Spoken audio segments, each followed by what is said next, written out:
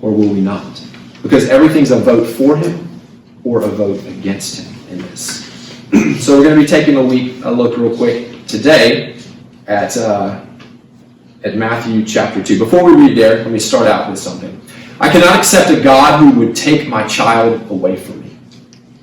I can't believe in a God who would allow my wife to die so terribly.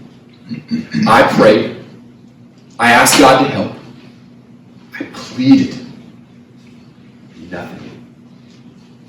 I don't understand what kind of God allows so much evil in this world. Every day there is something terrible happening. And I can't see how any God, if he exists, would allow it. These and many other stories like it are the words of people who, like all of us, see the pain and the suffering and the evil in this world and are pained by God's response, or perhaps in their eyes, lack of response. How could a God of love allow so much evil in this world, they say? Does he lack the power to prevent evil? Is he not good after all? This is the problem of evil. How can a good God allow evil in this world? Is he asleep? Why does he do nothing? This is similar to the words that we heard of the psalmist in Psalm 73 a moment ago, questioning and struggling. What is God doing? And where is he at in the midst of our brokenness and our pain? The evil in this world makes us question God. Some of us, all of us, have experienced some level of grief and tragedy in this life. For some, it becomes their ruin, their objection to faith. For others, it becomes a reason to trust and to hope in it that God will be and do what he said he will do. And that the pain and that the suffering in this life are not meaningless. That God is working in the midst of it. The deeper question is, why do we expect anything but randomness? If there's no God, then all of life is really just an impersonal set of events that are randomly playing out in the universe. But with that, everything about this life is random. And so it would have no meaning. There is no good. There is no evil. There is no meaning. We have been produced by the universe, like everything else. We are like grass, here today, gone tomorrow. Our life has no value or significance in the scheme of the universe from this perspective. Pain and suffering have no meaning because ultimately everything is a set of random events that the universe is just spitting out. And so what we feel, what we experience, what we see isn't even really evil. It's just the universe doing what the universe does, impersonally, randomly. And we are just prey to it. But if we expect there to be meaning, if we believe there is good and evil, then we have to begin to ask ourselves, why do we feel this way? Why do these ideas of good or evil and the lack of good, where do they come from? And it's ultimately because God has placed something within us that knows and longs for good, that believes there is good, and understands when there is a depravity or a lack of that good. And it ultimately points to the fact that something has been placed within us that makes us know that these things are true, that there really is a God. The ought, the fact that we have an ought within all of us. The world ought to be run a certain way. That it's not random, that it's not meaningless. And if you believe that, you have to start believing that perhaps there is a God. That he has put these feelings and these beliefs within you. Even if you don't understand all of it. Maybe behind it all, he's still working. You know this if you're a parent. You've experienced how a young child doesn't understand when you won't let them put their hand in the fireplace. 3 years old. They don't understand why you are depriving them of good things. You feel cruel, oppressive of you, restrictive. And yet they cannot understand the greater story that is unfolding. The Bible tells us that God is working on a much larger scale than we realize. And if God is working even beyond this life, then the end of this life isn't perhaps as tragic as we may think. It's like the turning of the page in a book. We don't know what the next page or the next chapter will reveal because we haven't seen how everything is working on a grand scale. We are just mere characters on a single page waiting. But yet God also tells us through his word what he is planning to do. The Bible tells us that God is working on the point is that we have to ask ourselves if we can trust God. God has worked good in and around our lives, and when it seems that he is not working, perhaps we are invited to trust. Sometimes we get to see the bigger picture around the corner. Sometimes we simply have to remember the character of God and believe that he is at work, even when we can't see it or understand his ways.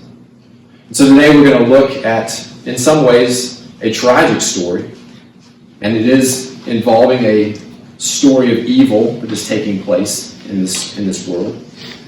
And yet while we see this awful event, we are given a glimpse of God's protection, a glimpse of God's promise, and something that we can hope for. So let's take a look today at Matthew chapter 2. We're going to read verses 13 through 23. Now, when the Magi had gone, behold, an angel of the Lord appeared to Joseph in a dream and said, "Get up, take the child and his mother, and flee to Egypt, and remain there until I tell you. For Herod is going to search for the child to destroy him." So Joseph got up, and he took the child and his mother while it was still night, and they left for Egypt. He remained there until the death of Herod. This was to fulfill what had been spoken by the Lord through the prophets. "Out of Egypt I called my son."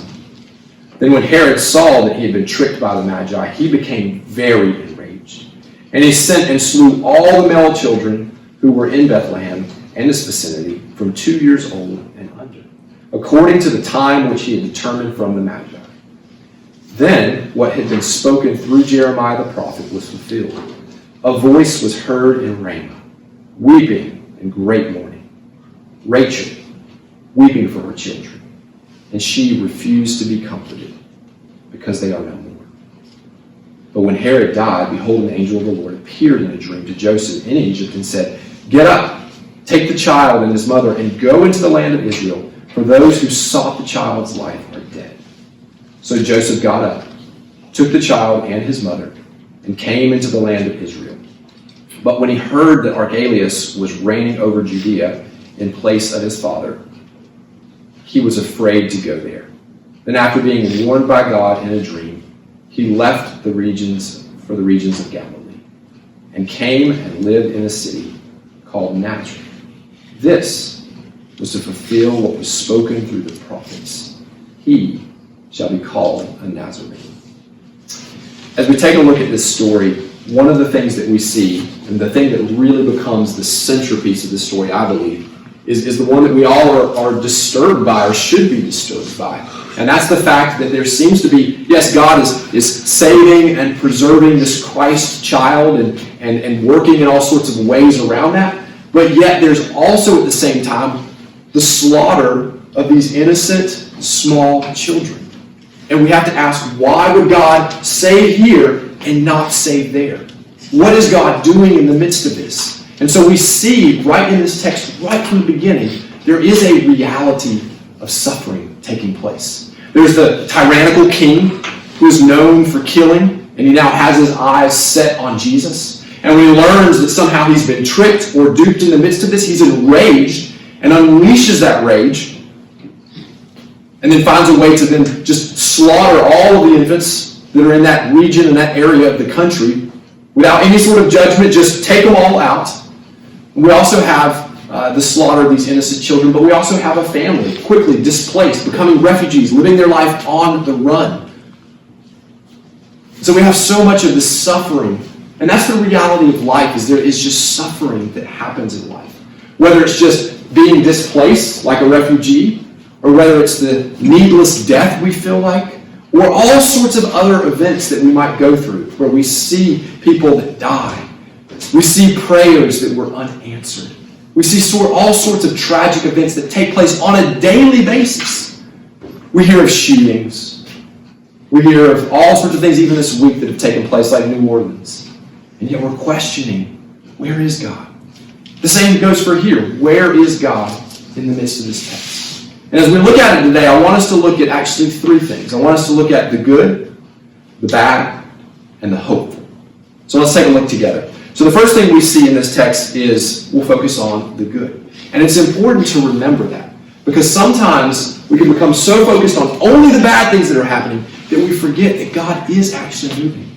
We forget that God has done good things and that He promises that He will continue to do good things. And like most things in life, we can so concentrate on the one thing that is wrong that we forget to see the grander picture of all the ways that God is blessing, and that God is preserving, and that God is protecting, that God is saving, that God is changing lives and hearts and rescuing. Even in our own lives, we can probably look at instances where, like, man, if this had gone south, I don't know how it would have shaken out.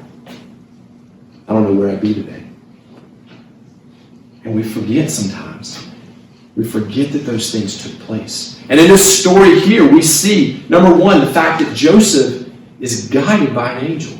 This angel speaks into his life in order, because God He does have good plans. We may not understand all of the reasons and rationale for what God is doing in this world, but we can see that God isn't just asleep, that He's not just far removed. He is working. We see evidence of Him working. Even if we don't understand what that is, or what He's doing, or why He's doing it the way He's doing, we can still see that He's working. And even here, Joseph is guided by God.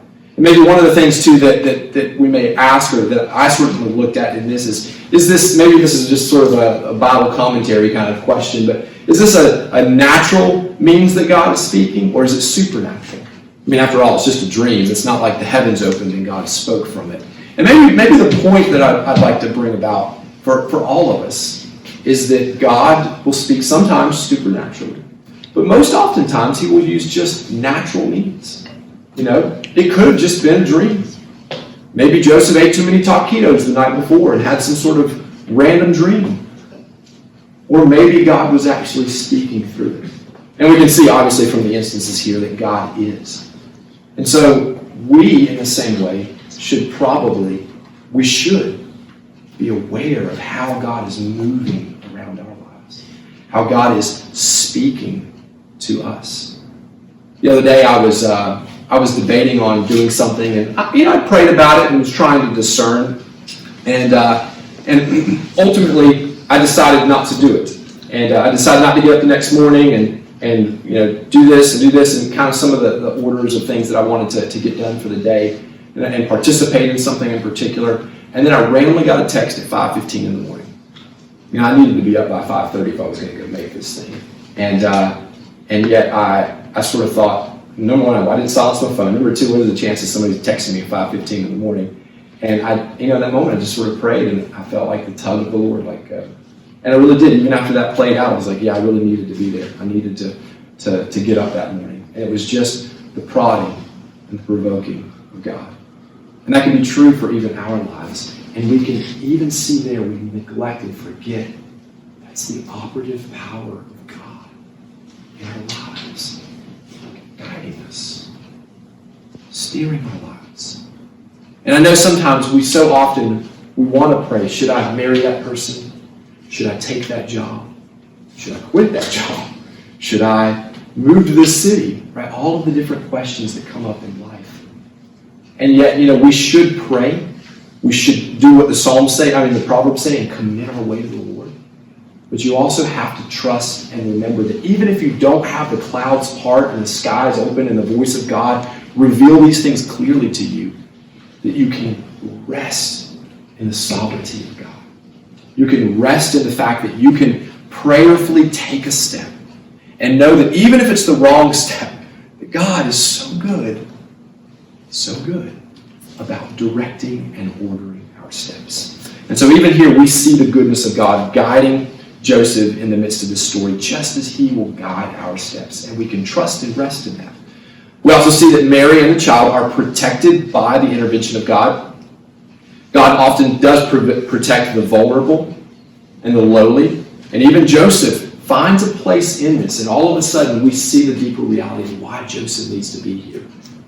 How he can be a provider and a protector for this probably 2 week long journey down to Egypt that they will need to go through. And Joseph will need to be essential in helping God through this process, and God even positioning him to be of use in his plan and working good through Joseph for Mary and for Jesus. We also see the provision of God taking place in this story. We just saw that Magi from the east, all of a sudden, well, first of all, they're now refugees, right? They've got to run, and they don't get to carry all their house possessions and everything they have, right? They've got to start over. They don't have a home. They don't have the means. They're not exactly rich people either, right? They're young. They're newly married, and God has now displaced them, and they're fleeing to Egypt with little or nothing.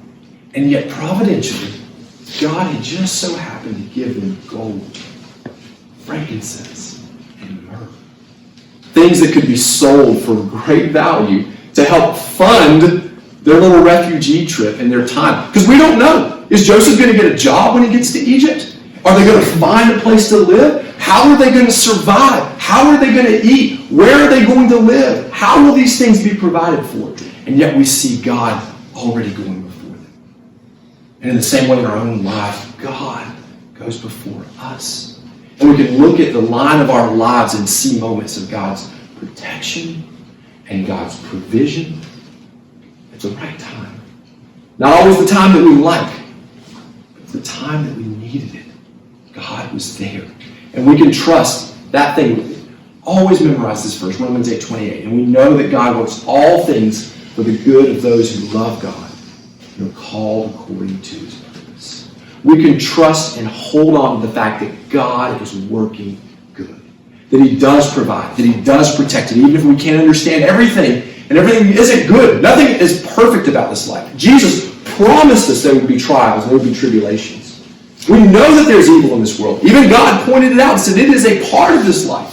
Persecution is a part of this life. But yet we can be of good cheer because he has overcome the world. And he is working a good plan in each of our lives. So we see the good, and we can look to the good that God has worked. And we should set up Ebenezer's in our life. We should have these moments where we just mark it down in the back of your Bible. Put a stone out in your backyard if you want to do a literal Ebenezer. But find ways to remember how God has met you and protected you and provided for you. So that in the moments of life, when like the psalmist in Psalm 73, you go, what is God doing? Is he good? Is he there? But you remember he has been there. And he promises to be there until the end. But we also see the bad. And we can't deny the bad that is taking place in this story. And we can't deny the bad that is taking place in this world. Why would God allow the things that he allows in this world? And what we have to remember in this is first and foremost is that God didn't make the world like this. He created the world good. You know, when God made it, remember each of the days it says that he looked at what he made, right? He creates night and day, and then he creates, he separates the heavens and the earth. And each day after he gets done doing something miraculous, after he gets done creating, and God said it was good. And then he makes humans, and then he says at the end of that day, it was very good. It's good. And yet, when we sin, we think that we just turned a little bit from God, but we don't. We underestimate the impacts of the fall because it introduced an entirely different world that began to not walk in alignment with God. That there was a separation of God and a separation of human hearts where we didn't always do. And we see very quickly how things spiral out of control in Genesis. Now, the next chapter, we have a brother killing another brother. We have envy, we have shame, we have all sorts of things that are beginning to take place so quickly. It was like a steel pond that you throw a rock in, and it begins to ripple. And then, another ripple and another ripple. Like raindrops on the surface of the pond, pretty soon, the whole thing is reverberating. And so that's what sin introduced into the story. Or another metaphor, like a cancer, it spreads so quickly and begins to pervert and distort and to corrupt everything in God's created order. No longer is there blessing of God. There's cursing. There's consequence. There's judgment. And all of it is beginning to swirl and create chaos in this world. God allows human choice. But when we don't choose in alignment with God's will, it introduces chaos into our world. And we can think about that. Think about the people that just small things in your own life where they didn't reflect God's goodness towards you and how that hurt you. It injured you. And there was even a reaction that either did swell up and come out or that wanted to. And it, like those ripples in the pond, it affects us. It shapes us. Those experiences don't leave us unscarred and unscathed and untouched. And so that is the result of the fall in this world. But we also note that there is the evil one.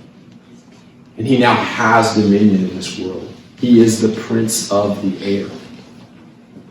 And he can introduce now all sorts of evils, temptations. He can use agents for his purposes. He could even be using Herod here through all of his life.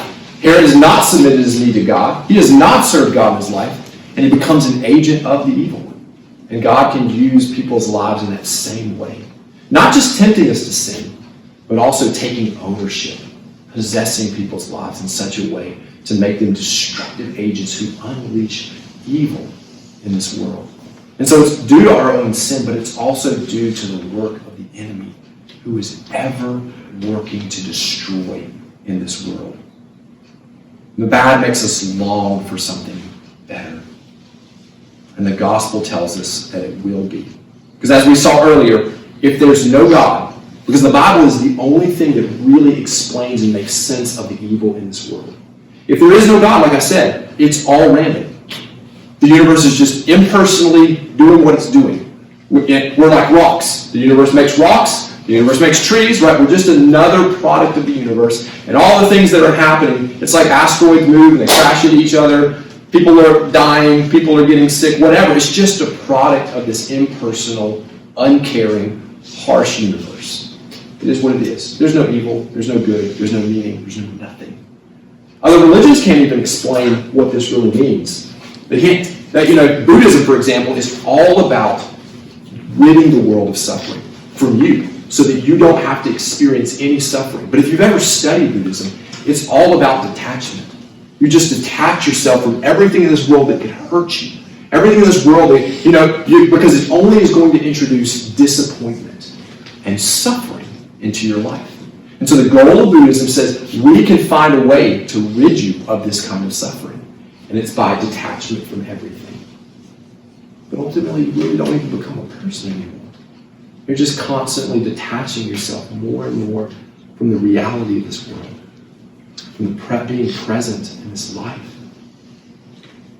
But only the Bible tells us that we can see suffering in this world, that it is a reality that we can acknowledge. And yet we can know that God uses suffering for his purpose. And that he is ultimately working good because Christ also suffered on our behalf. And we see how God used that to work good. And so the Bible doesn't answer all the questions about life. It doesn't answer all the questions about human suffering. We don't understand all the ways of God's working.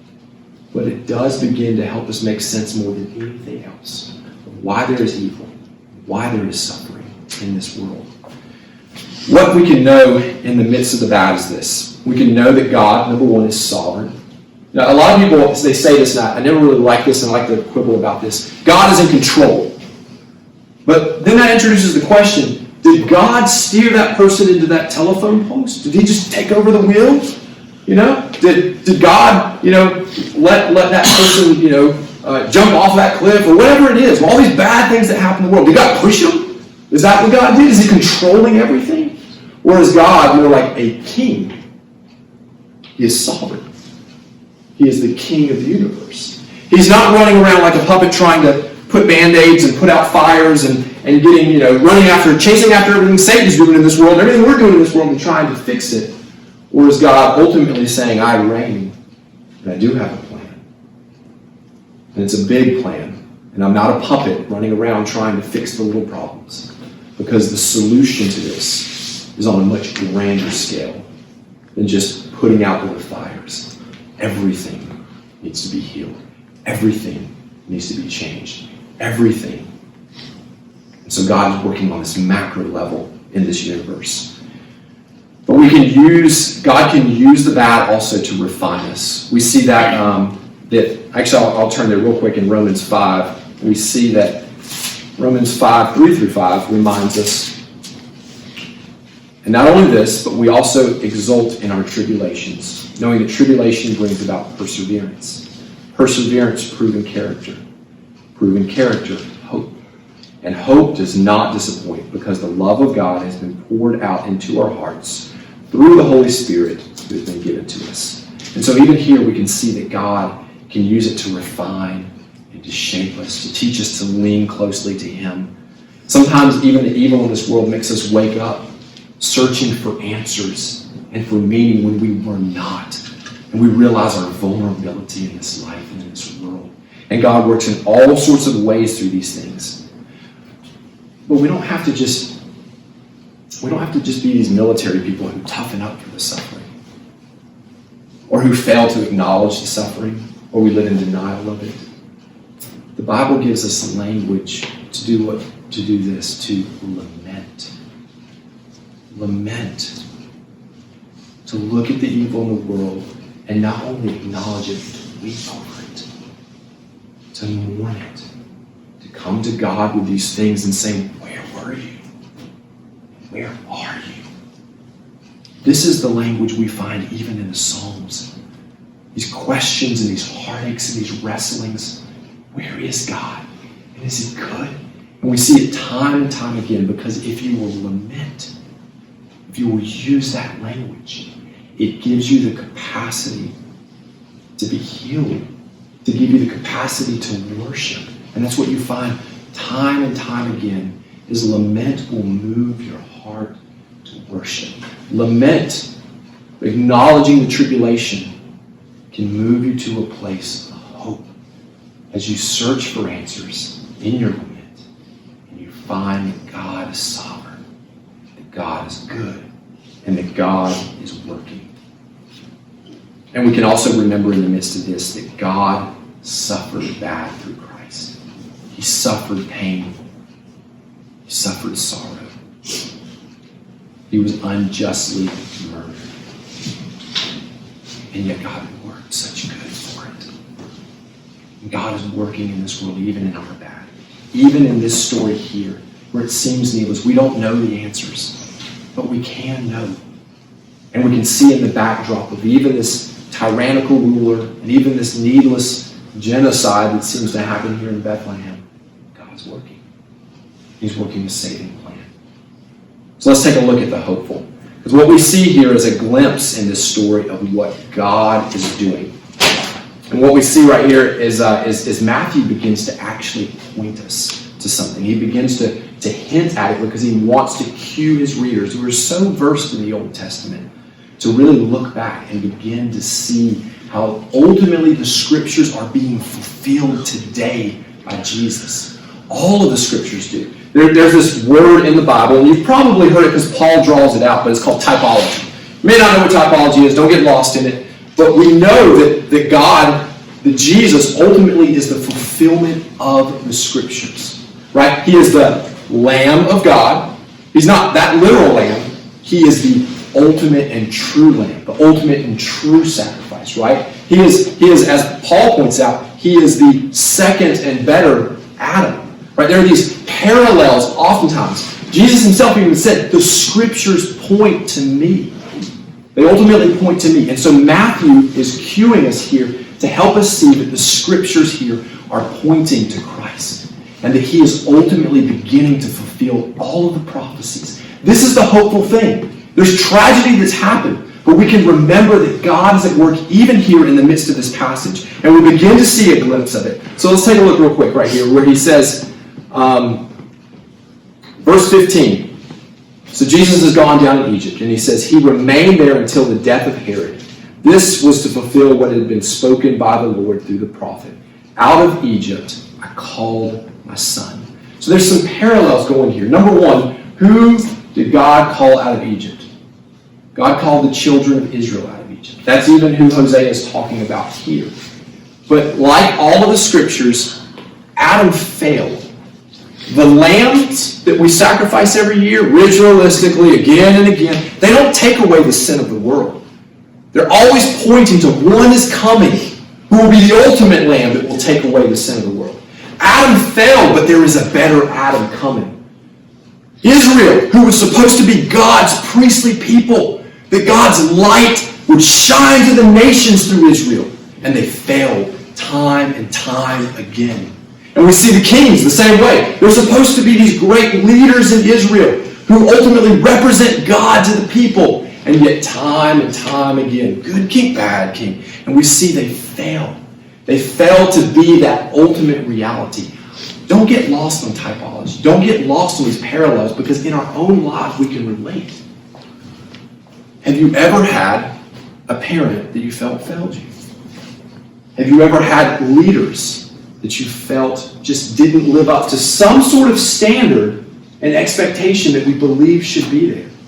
We know that whether they're leaders or whether they're parents or whether they're pastors or all sorts of other things, they in themselves can't be what we ultimately long for. The parent can't parent perfectly. The leaders of countries or nations or churches or whatever can't do so perfectly. They all fail. And ultimately, only Christ is the one who is that ultimate version. And that's why God is constantly revealing it. I am the Father you really long for. I am the leader you really need. I am the Savior. None of those other idols and none of those other people before me could be. David couldn't save you. Moses couldn't save you. All of their lives, they pointed to me.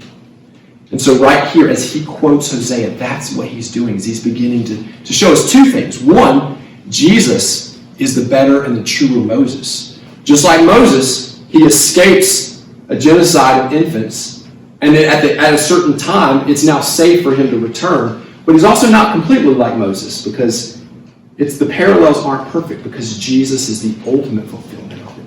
And just like Egypt came out of exile and was led out of exile and had so much promise of who they would be as God's people and yet failed, now Jesus comes out of Egypt. And he will be the person that ultimately leads the people to freedom from slavery, to freedom from bondage, to freedom from exile. So Matthew is beginning to give us a glimpse of hope that God is working something here that is fulfilling these ultimate promises that none of the other people of the Old Testament could be or could fulfill.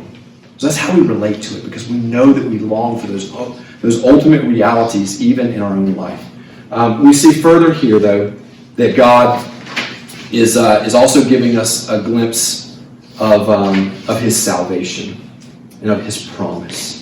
So we see here another prophecy that gets quoted, and it says in verse 18, "A voice was heard in Ramah, weeping and great mourning.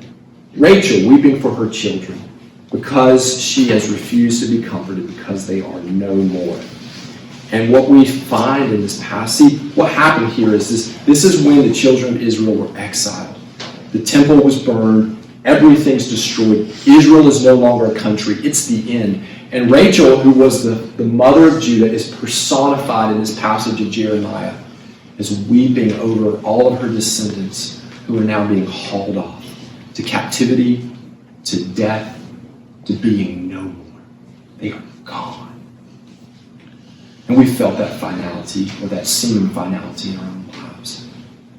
When there is death, when there's tragedy, or when there's sin, you say, I can't take it back. I can't go back there. What's done is done. But the funny thing about God is that there isn't always a finality. There aren't things that are beyond God's grasp and God's reach. And even here, Matthew is cueing us to Jeremiah's words. And I'm actually going to read there because I want you to see the very next verse of what is promised here. The weeping is promised of Rachel. But in the very next verse, Jeremiah says this, and the readers that were astute in the Old Testament would have known this. Thus saith the Lord, restrain your voice from weeping and your eyes from tears, for your work will be rewarded, declares the Lord. And they will return from the land of the enemy. There is hope for your future, declares the Lord. And your children will return to their own territory. And here God promises a great reversal that he will do for his people. And we see that Matthew here is cueing us and beginning to say, this one, this day, this child will begin to fulfill this prophecy of restoration. This work that one day the tears will be dried. One day there will be children that were lost and gone, returned from their exile. God can reach and bring back what has been lost. And that's ultimately what we know, and the hope that we have is the very same thing. Is that all of the brokenness and evil that we see in this life, we can believe, we can hope, and we can know that God's still working, that he has a good plan. And then we can know that even though it looks like there's finality to the story, there's the end in the story, and yet God writes another chapter.